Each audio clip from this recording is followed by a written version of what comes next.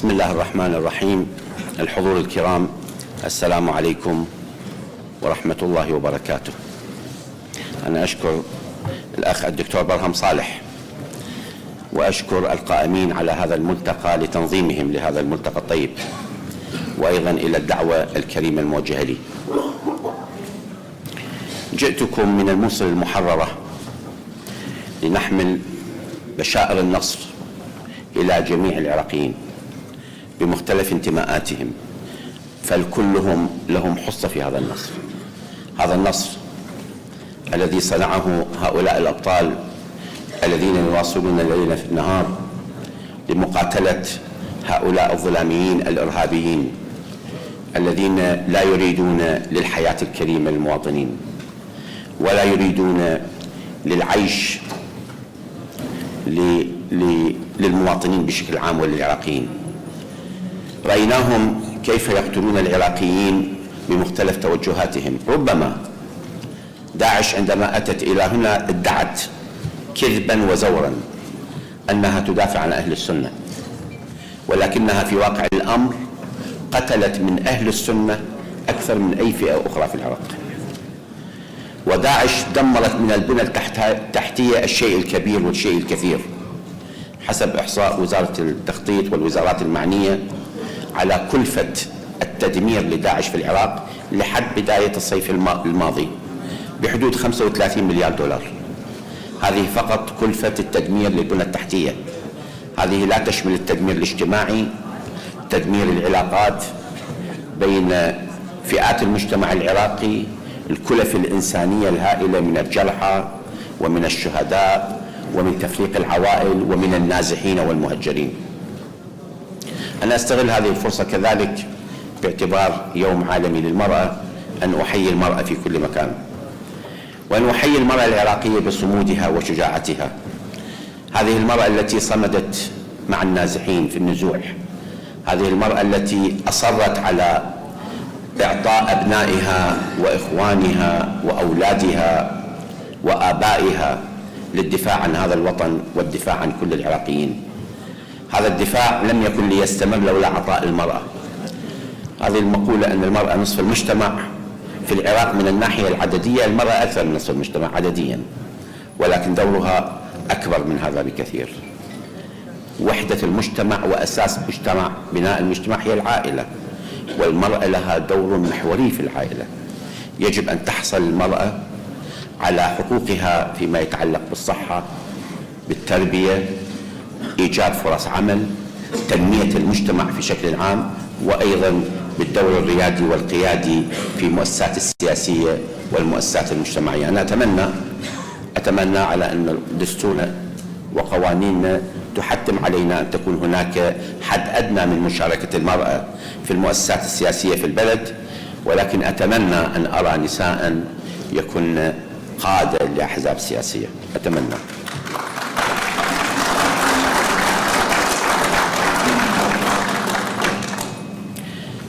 أيضا دور الجامعة. أنا هنا في الجامعة وأرى من الشباب وأيضا من الأساتذة والمشاركين من مختلف المكونات ومن مختلف الأطياف.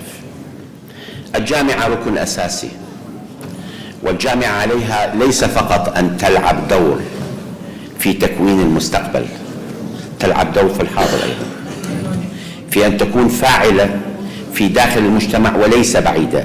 الانفصال الجامعة عن المجتمع بأن يكون لها دور نظري تعليمي فقط لأبنائنا للمستقبل أو لقادة المستقبل، هذا دور غير صحيح. يجب أن تعايش الجامعة الواقع اليوم، واقع الطلبة وواقع المجتمع، لكي يكون الطالب الذي يتخرج من هذه الجامعة مؤهل لأن يلعب دوره في المجتمع. ولا إذا كانت قضية أكاديمية بحتة بعيدا عن الواقع الذي نعيش، ربما سننشئ جيلا لا يستطيع أن يطبق ما تعلمه في هذه الجامعة على أرض الواقع. سيكون التعليم في واد، والواقع الذي يراد لهذا التعليم أن يحقق طفرة ويحقق نجاح في واد آخر. وبالتالي أنا أحيي هذه المبادرة، وأدعو الجامعات بشكل عام أن تكون هناك دراسات معمقة لمشاكل المجتمع على المستوى السياسي، على المستوى الاقتصادي، على المستوى المالي، على المستوى الثقافي، على المستوى التربوي، على مستوى تنشيط فعاليات المجتمع الأخرى من مؤسسات مجتمع مدني، وأيضا ما يسمى بالعمل الطوعي، وهو أساس في حركة المجتمع. يجب تنمية العمل الطوعي، وأنا أتمنى من الشباب، وأتمنى أن يكون ضمن عمل الجامعات بشكل عام هناك فقرات عملية للعمل الطوعي. العمل الطوعي من أفضل الأعمال، أن تقوم بعمل من أجل خدمة عامة بدون أن تتوقع أن يكون مردود مباشر لك. نعم، يكون مردود غير مباشر. قضية العمل في المجتمع لكي يكون مكسب كالأمن. أنا عندما أساعد في الأمن بشكل عام ويصبح المجتمع آمنا، أولادي سيعيشون في أمان وأنا سأعيش في أمان. عندما يتحسن الاقتصاد ونحارب الفساد، سنوفر من الطاقات الاقتصادية الشيء الكثير ستعم على جميع المجتمع. هذا الوعي المجتمعي أننا نعيش أفراد ضمن مجتمع، وليس أفراد لكي نحقق مصالح الفرد على حساب المجتمع، وإنما نحقق مصالح الفرد ضمن مصلحة المجتمع. هذا يحتاج إلى برنامج لأعمال طوعية وتطوعية لكي ننقل هذه الحالة. نحن نرى اليوم على مستوى القتال كيف أن هناك مقاتلين أبطال يضحون بأنفسهم ليس من أجل مكسب. أنا في الموصل أمس أرى مقاتلين من الناصرية ومن البصرة ومن الأنبار، من العمارة، من بغداد، من السليمانية، من كركوك، من كل المحافظات العراقية. أرى الشيعي وأرى السني وأرى الكردي وأرى العربي وأرى التركماني وأرى المسيحي والأزيدي. بعضهم أو أكثرهم ليس لهم مصلحة في الموصل، ولكن في كل يوم يخرجون، تبدأ عملياتهم الساعة 7 صباحا، عند المساء بعضهم لا يعود. هذا يقيني. في كل يوم لدينا أناس يضحون بأرواحهم وأنفسهم، يتحولون إلى شهداء وإلى جرحى. هؤلاء ليس لهم نصيب في الموصل، ما لهم أرض، ما عندهم عمل وظيفة في الموصل، ليس لهم أقارب مباشرين في الموصل، ولكنهم يضحون بأنفسهم ويتطوعون. نعم، كل معاركنا خضناها ببطولة، ولكن وجدت في الموصل، في معركة الموصل، شيء مختلف لقواتنا الأمنية بشكل عام. تنافس على التقدم، لأول مرة أشهده، أن القادة والمتميزين يطلبون، يتوسطون حتى يكون في المقدمة للقتال، ويعلم خطورة ذلك. أنت الآن تقاتل في الموصل اللي هي يفترض أن تكون عاصمة الدواعش، ويفترض ضمن الفهم العام أنه سيقاتلون بشكل يعني إجرامي، هم مجرمون بشكل عام. ولكن عندما تحصل عدوك من الإرهابيين الأجانب ومن الآخرين، تتوقع ردة فعل عنيف، فكان يتوقع أن تكون ردة فعل عنيفة وتكون ضحايا كبيرة. ولكن هذا التنافس من أجل التضحية نتمنى أن نرى تنافس مثله في باقي الأمور. في الجانب الاقتصادي، رجال الأعمال، نحن نشجع رجال الأعمال، نشجع الطبقة التي تريد أن تنمي الاقتصاد، ولكن يجب أن يكون ضمن العمل هو تنمية المجتمع، خلق فرص عمل، مو عمل أناني أنه فقط الاستفادة على المستوى الشخصي حتى لو أدى إلى ضرر في المجتمع. هذه ثقافة جديدة. آمل أن هذه الحرب والتضحيات الجسام التي قدمناها خلال السنتين ونصف، بل ربما أكثر من 10 سنوات في حربنا مع الإرهاب في العراق، هذه تكون درس بليغ لنا لكي نتقدم إلى أمام. اليوم هذه المعركة هي معركة مصيرية، ومعركة سميناها وجودية. داعش لا تصارعنا على الأرض ولا تصارعنا على السلطة، يعني مو مسألة صراع سياسي يريد هو يصير رئيس وزراء أو يصير يأخذ مواقع وزارية، إنما صراع وجودي يريد يغير حضارتنا، يريد يغير التوجه الذي نسير باتجاهه، وهو الحكم بمشاركة الجميع، حكم لفئة مؤدلجة صغيرة حتى لا تقبل الخلاف في داخلها. شراستهم مع جماعتهم والمنتمين إلى نفس آرائهم عندما يختلفون معهم هي أكثر من شراستهم مع الآخرين. هذه المجموعة هو صراع وجودي. لو نجحوا لا سمح الله لما كان بإمكاننا أن نفكر بحرية. لا أخذوا منا حرية التفكير، حرية العمل، حرية الحب والكره أيضا، وحرية التعايش مع الآخر. هذا المشاكل اللي يوقعوها بين أفراد المجتمع الواحد. مثلا في الأنبار يوقعون بين عشيرة وعشيرة، يوقعون بين نفس أبناء العشيرة الواحدة بأن يحركون ويدفعون جزء من أبناء هذه العشيرة على جزء من الأبناء العشيرة الأخرى. في الموصل يثيرون العرب ضد الكرد، المسلمين ضد المسيحيين، ضد الأزيديين، بعض من السنة ضد الشيعة. تقسيم المجتمع بهذا الشكل يجب أن نرد عليه لكي نكون منتصرين، ونحن ننتصر على أرض المعركة. أن ننتصر في السلم يجب أن نرد الصعصاعين لهم بأن نتوحد. لهذا دعونا إلى المصالحة المجتمعية، واللي هي جزء من المصالحة الوطنية، ولكن وهي مصالحة بين أفراد المجتمع. يجب أن يعود المسيحيين إلى بيوتهم، والأزيدين كذلك، وكل الأقليات في الموصل. نحن نريد أن نكسب السلم، مو فقط نكسب الحرب. كسب الحرب لا معنى له إذا لم نكسب السلم. لهذا توجيهاتنا إلى قواتنا الأمنية، نحن لا نريد فقط أن نحرر الأرض، بل تحرير الأرض يأتي بدرجة ثانية بتحرير الإنسان. هدفنا أن نحرر الإنسان من هذا البطش ومن هذا الإرهاب. ولهذا الحمد لله تحول جيشنا وقواتنا الأمنية من جهاز قمعي كما كان في السابق إلى أداة لحماية المجتمع. وشاهدتم كيف يرحب أبناء الموصل وأبناء المناطق المحررة الأخرى بالمقاتلين الأبطال الذين حرروهم من داعش. لا نريد أن تكون هناك أجهزة قمعية للدولة، لا نريد أن تكون هناك سلطة ديكتاتورية تتحكم بالمواطنين. نحن فخورون باختلافنا وفخورون بتنوعنا. هذه الطاقات المتنوعة يجب أن تكون عونا لنا للتحرك إلى الأمام، مو إعاقة. ولهذا لا ينبغي أن يتحول الاختلاف في وجهات النظر والاختلافات السياسية والتنوع في المجتمع إلى عنصر علقلة لحركة المجتمع إلى الأمام. المحصلة يجب أن تكون إيجابية وليس الصفر أو سلبية. أنا آسف أن أقول في مراحل سابقة الخلافات والاختلافات السياسية والإثنية والمذهبية تحولت إلى إعاقة، محصلتها كانت في كثير من الأحوال صفر.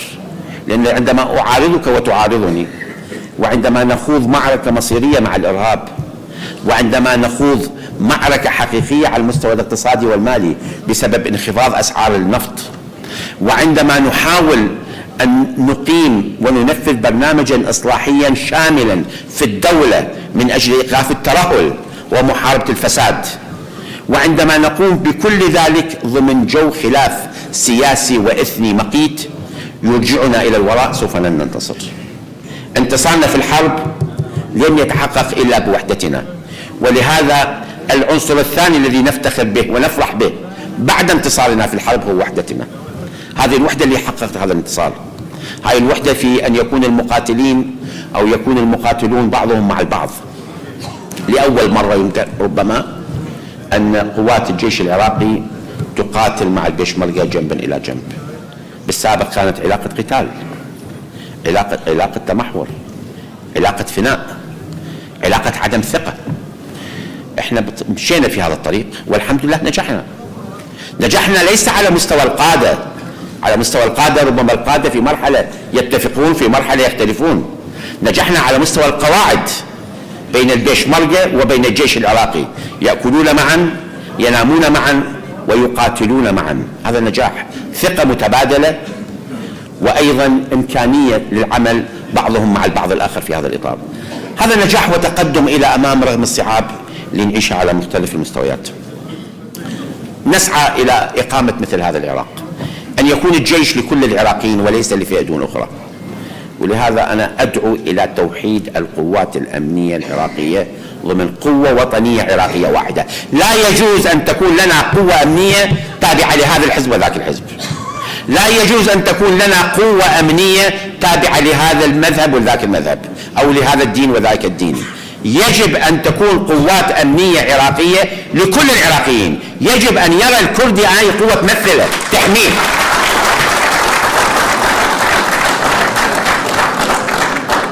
ربما يبدو الكلام أقرب إلى الخيال من إلى الواقع، ولكن أنا أقول لكم هذا قريب من الواقع، نقدر نحققه. اليوم نحن أقرب من أي وقت مضى إلى التوحد. قبل 2.5 سنين كثير شطبوا العراق من الخارطة، قالوا العراق لن يعود. هذا اللي قالوا سمعتوه كلكم من قادة العالم حتى بداخل العراق، كثير قالوا العراق لن يعود، تقسم فعلا.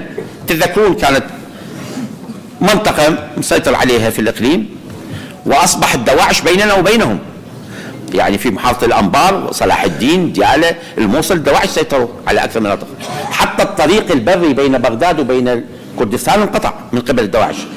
فقالوا التقسيم حصل واقعا لن يتغير ولن نعود إلى الأمام. الآن مو عدنا إلى الوراء، تقدمنا إلى أمام بمزيد من الوحدة. أصبح البيشمركة مع الجيش العراقي يقاتلون معا، لم يكن أحد يتصور ذلك. واليوم إن شاء الله نحاول بدل أن نحولها إلى مناطق متنازع عليها، شوف السلبية متنازع، نحولها إلى مناطق متفق عليها لإعمارها ولحكمها معا إن شاء الله. الناس يحكموها، ما أريد أن أحكم الموصل ولا المفروض الآخر يحكم الموصل. أهل الموصل يحكمون الموصل، أهل أربيل يحكمون أربيل، أهل السليمانية يحكمون السليمانية، أهل البصرة يحكمون البصرة. دور الحكومة الاتحادية مو تتحكم بهم، تساعدهم وتقدم لهم المعونة، ونعيش ضمن بلد واحد. البلد الموحد بإرادة أبنائه أقوى من البلد اللي مفروض عليه التوحد بالقوة.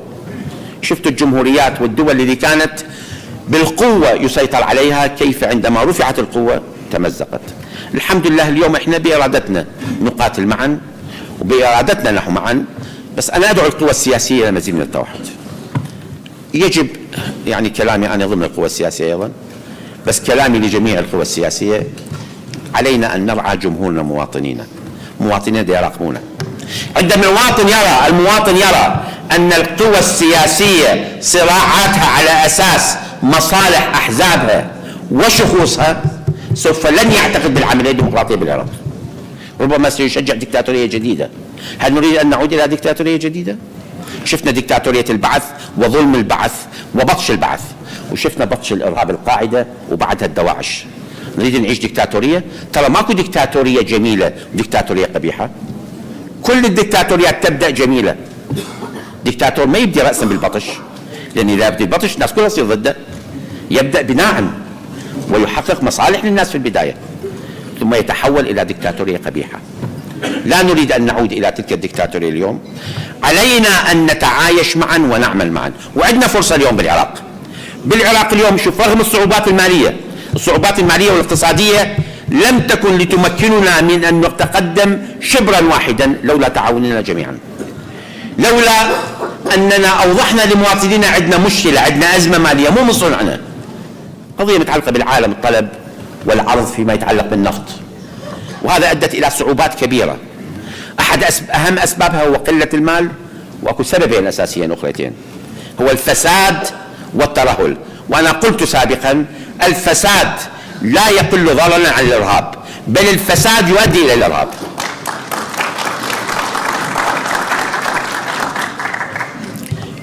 هذه فرصة أتصور علينا أن نتعامل جميعا أيضا على المستوى الإقليمي وعلى المستوى العالمي.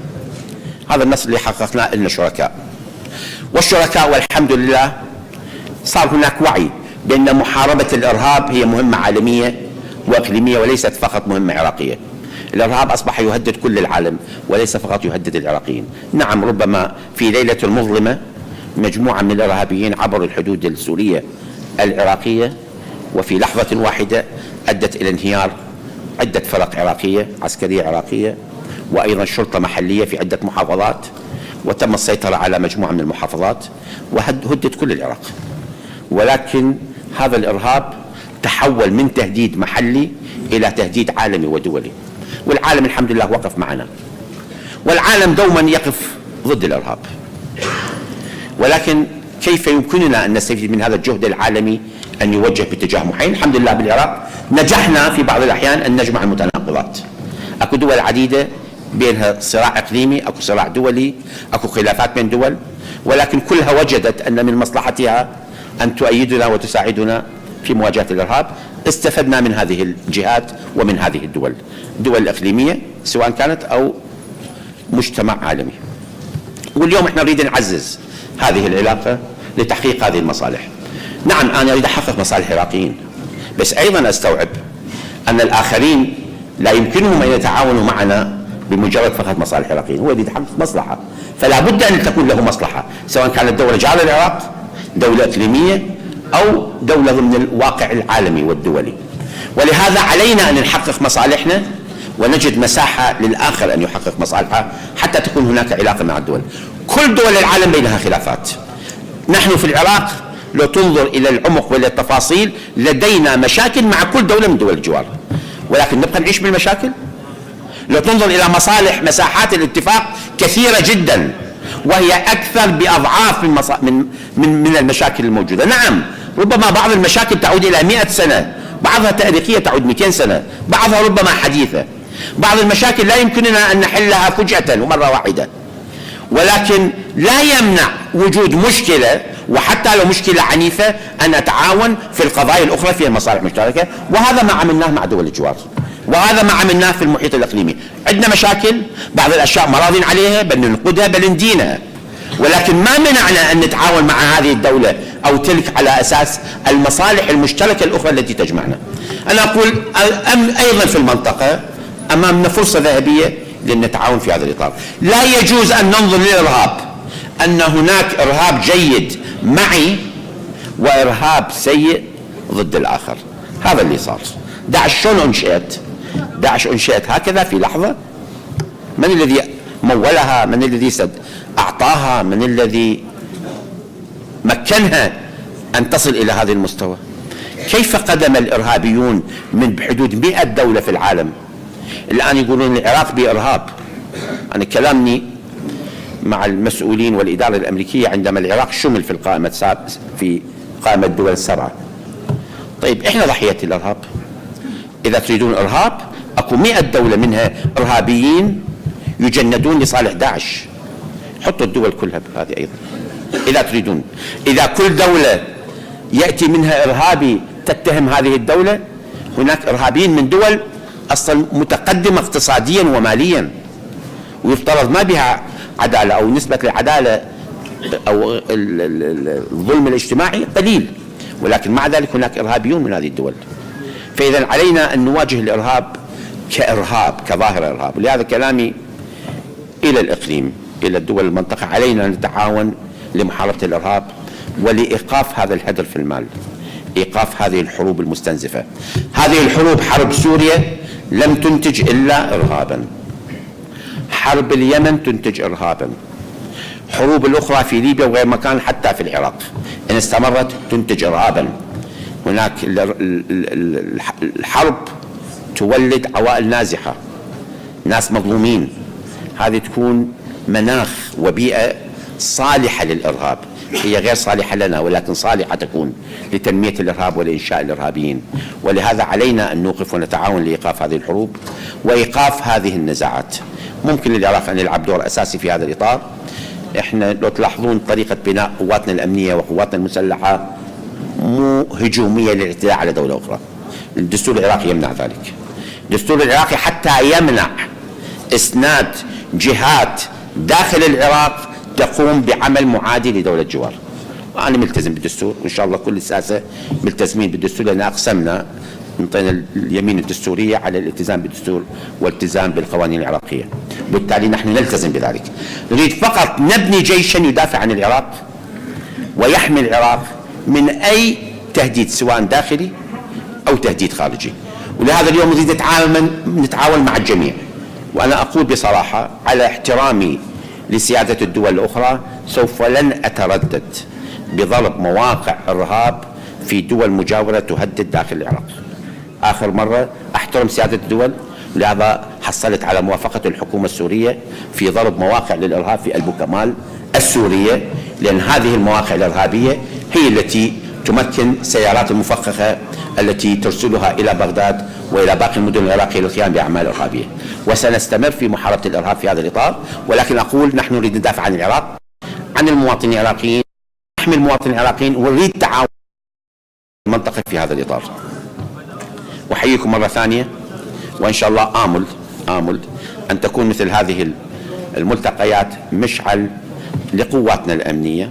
نحن نريد التلاحم بين الجامعة وبين المجتمع. صح الجامعة مدنية، بس دول أبنائنا اللي يقاتلون ترى مو كلهم عسكريين، كثير منهم متطوعين في الحشد الشعبي، في الحشد المحلي، اللي جاءوا من مختلف المناطق يضحون بأرواحهم وأنفسهم. كثير من الموظفين رجال أعمال طلاب تركوا مصالحهم، بعضهم ربما يعني ضمن جدولة يقاتل لبضعة أيام ويعود لأيام أخرى، مو إجازة وراحة، يروح يشتغل حتى يوفر لقمة العيش لعائلته ويعود الأيام الأخرى أيضا يقاتل. بعضهم ما محتاجين ماليا ولا هم يحتاجون إلى راتب الحشد أو إلى راتب القوات الأمنية، بل يقاتل لأن يرى أن الدولة والمجتمع يتعرض إلى هجوم وإلى تهديد حقيقي. بنفس هذه الروحية إن شاء الله نتعامل في الجامعة، نريد نوحد المجتمع ونخدم المجتمع. بنفس هذه الروحية إن شاء الله نتعامل مع الدولة، وأدعو إخواني السياسيين وأنا منهم أن فعلا نتحرك في العمل السياسي بنفس روحية المقاتل في الجبهة، كما أن البيشمركة والمقاتل في الجيش العراقي معا يقاتلون. أتمنى ما نتصارع في سواء مجلس النواب العراقي أو مجلس نواب إقليم كردستان. إن شاء الله نعمل معا سوية من أجل مصلحة كل مواطنينا أينما كانوا. لما نصير أنت نائب كردي مو مسؤوليتك فقط الكرد، لما أصير نائب عن بغداد أو عن البصرة، نعم انتخبوني أهل البصرة، بس لما أصير في برلمان يمثل الجميع يصير أمثل مصالح الجميع. ما يجوز أن أحقق مصلحة لقومي على حساب مصالح قوم آخرين أو أعتدي على مصالح الآخرين. إذا كما في المعركة، هل يجوز في المعركة أن يعطي قائد وآمر لأهل مدينته تمويل أكثر من غيرهم؟ لازم نقول هذا خائن، ما يصير. أنتم كلكم مقاتلين، كنت تتعامل معهم بنفس الطريقة. اليوم إحنا عندما نكون في مواقع سياسية علينا أن نخدم المواطنين جميعا، سواء من مذهبي، من مكوني، من انتمائي أو لا، سواء صوت لي أم لم يصوت لي. عندما تكون في الموقع تمثل الكل، لأن أنت ما يصير تحلف الآخرين. صح حصلت على أصوات الأكثرية، بس الأصوات الأكثرية الأقلية هناك لهم صوت، لهم حقوق، عليك أن تدافع عن الجميع. وإن شاء الله نحن نبني هذا العراق الذي يدافع عن الجميع، بإمكاننا أن نبني العراق. أنا متفائل، ولكن متفائل على أرقام الواقع. قبل 2.5 سنين قالوا لا تحلمون تحررون العراق، قبل 7 أشهر قالوا لا تحدث نفسك بتحرير الموصل، لن تستطيع، الموصل انتهت، لا تضيعون جهودكم، لا ترسلوا قوات. والبعض بالعلن هاجمونا لإرسال قوات إلى القيالة، وتذكرون قالوا هذا غير مدروس وغير صحيح، الموصل بعيدة ولا يمكن تحررها. واليوم الحمد لله أهل الموصل مع أبنائنا المقاتلين ونحررها، وإن شاء الله نستعيد العراق كله بأمن وسلام ورفاه. وشكرا لكم، والسلام عليكم ورحمة الله وبركاته.